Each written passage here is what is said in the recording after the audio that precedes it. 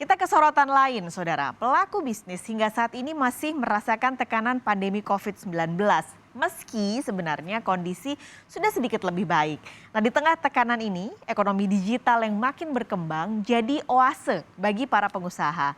Smart FM menggelar webinar bertajuk Smart Business Outlook dengan semangat untuk pulih dari pandemi. Pagi ini Kompas Bisnis akan berbincang dengan Station Manager Radio Smart FM, Ola Nurlija. Selamat pagi, Mbak Ola. Selamat pagi Mbak Paskalis. Oke, ini ada webinar menjelang tutup tahun akan dibuat Smart FM. Sebenarnya kenapa Mbak dibuatnya sekarang dan kenapa mengambil tema Smart Business Outlook terutama untuk ekonomi digitalnya? Ya, Smart Business Outlook sendiri ini merupakan adalah program, signature-nya Smart FM.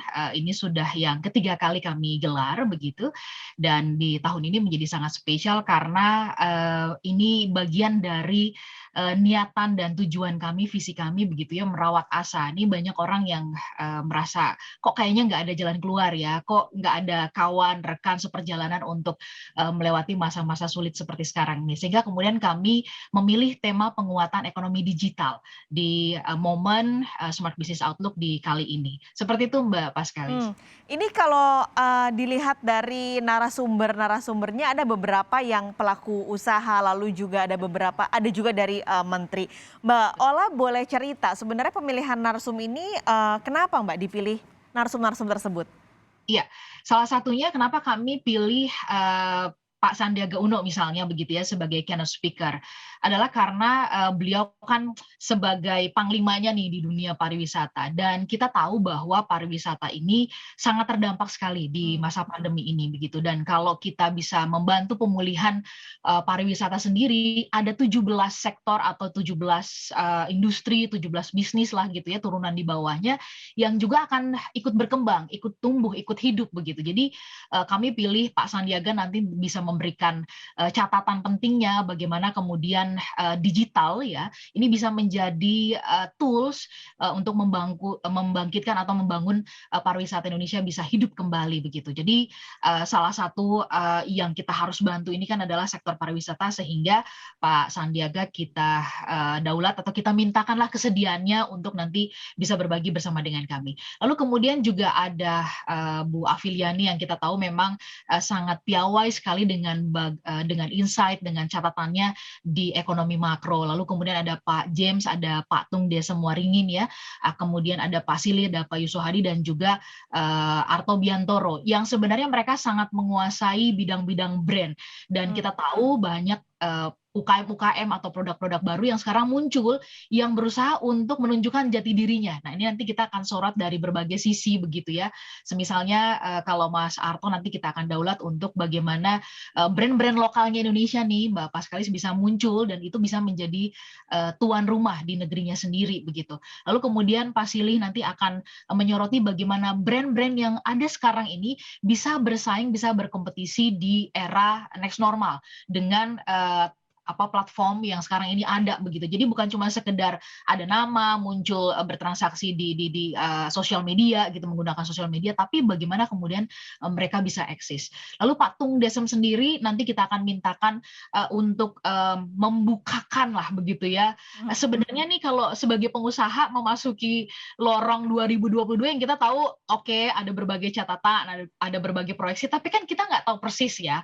So nanti kita mintakan Pak Tung untuk, bagaimana membakar semangat dari para pelaku bisnis ini supaya nggak langsung, merasa down, merasa drop begitu ya. Karena kan meskipun PPKM sudah dilonggarkan, tapi kita masih, harus sangat waspada dengan, kehadiran, COVID-19 ini yang kita bahkan mungkin sudah, mendapatkan banyak catatan hati-hati dengan gelombang ketiga. Jadi kayak masuk ke 2022 ini kan orang juga deg-degan banget gitu Mbak Paskalis. Oke. Seperti itu, Mbak.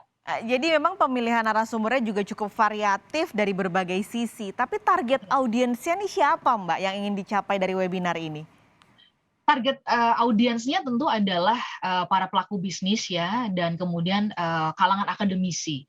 Kenapa pelaku bisnis? Karena kita berharapnya mereka juga, mendapatkan insight ya, terbuka wawasannya gitu. Karena, banyak yang merasa bahwa, oh kalau nggak ada, apa namanya, nggak eksis di online, offline saya mati, atau sebaliknya seperti itu. Padahal dua-duanya ini kan harus jalan begitu.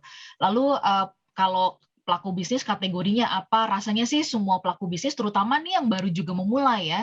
Dan, nanti akan ada, petani, terus kemudian juga ada, pemilik desa-desa wisata di berbagai tempat nih, Bapak sekaligus yang kita ajakin juga, sehingga mereka juga bisa, mendapatkan insight gimana nih ya ngembangin desa wisatanya mereka, Hmm. supaya bisa benar-benar terdigitalisasi gitu ya, di masa next normal. Kemudian juga kalangan akademisi. Kenapa kita mengundang juga dan mengajak para akademisi untuk bisa hadir, karena kan kalangan akademisi ini, sangat melekat ya, sangat, ada di sekitarnya masyarakat. So, orang-orang pintar ini, orang-orang cerdas ini kita harap nanti menjadi agen-agen perubahan yang kasih pesan-pesan bagus gitu, kasih pesan-pesan positif kepada masyarakat ya, melalui, pendidikan mereka, melalui bidang, keutamaannya mereka dan sebagainya. Seperti itu Mbak Pasca. Oke, itu semua sudah tadi ada petani, ada UMKM, pengusaha, lalu juga ada pebisnis yang ditarget. Tapi apakah ini terbuka untuk umum, Mbak, secara gratis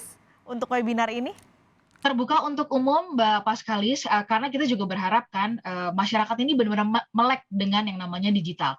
Sebagai catatan pengguna internet di Indonesia itu kan sudah 150 juta ya, berarti Mhm. termasuk, kita gitu ya, tapi kan masih ada nih sekitar 120 tuh yang belum, melek digital kan, dan yang sudah menggunakan internet ini juga rasanya perlu edukasi bagaimana caranya, penggunaan sosial media atau kemudian, smartphone yang ada di tangan mereka itu justru untuk, sesuatu yang produktif, untuk mendukung pertumbuhan ekonomi Indonesia. Karena kita harapannya Indonesia tuh di tahun 2025 juga bisalah gitu ya menjadi macan putihnya Asia gitu ya, selain dari Hong Kong, Singapura, Taiwan, Korea gitu kan. Dan Indonesia cukup diperhitungkan, Mbak Paskalis, karena memang Indonesia penduduknya nih adalah penduduk tertinggi di dunia yang menggunakan, internet ya, dan, ya penggunaan internet ini dalam sehari bisa sampai dengan 204 menit. Bayang ya, lama kan tuh di dunia, digital atau di sosial media ini. So, rasanya sih masyarakat umum perlu diedukasi penggunaan, sosial media atau, transformasi digital ini harus dipergunakan untuk sesuatu yang sangat produktif begitu. Oke, ini target audiensnya ada berapa, Mbak, untuk webinar kali ini? Target kali ini, 500, Mbak Paskalis, 500 peserta. Tapi kalau misalkan pun nanti lebih ya tentu kami juga akan Oke. mempersiapkan diri begitu ya. Ini digelarnya kapan, Mbak, untuk tanggalnya?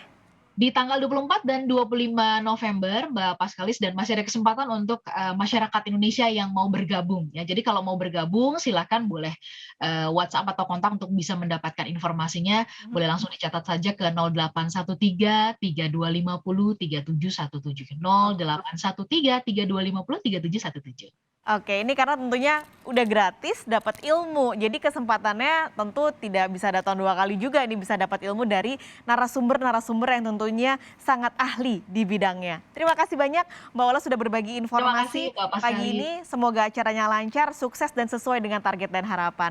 Station Manager Radio Smart FM Ola Nurlija bergabung di Kompas Bisnis pagi ini. Sehat selalu Mbak Ola. Sehat selalu juga, terima kasih.